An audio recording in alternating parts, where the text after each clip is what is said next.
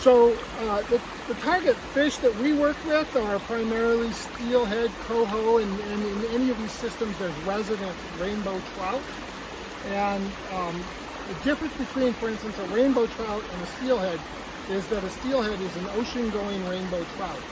So they spend a year or two of their life in the ocean, and then they return to the cold water and the small tributaries where they spawn and the next generation of fish occur.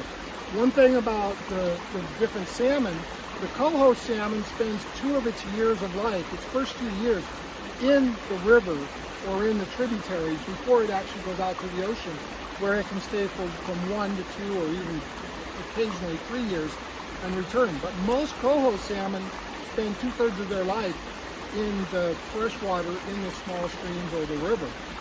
So these are critical to the life cycle.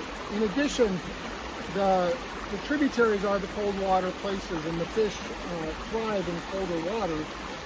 And a lot of our tributaries, or at least portions of our tributaries, are in urban environments where the water is too warm. So we see a lot of fish pass through those areas quickly, and then they settle up higher in these watersheds where the conditions are more natural.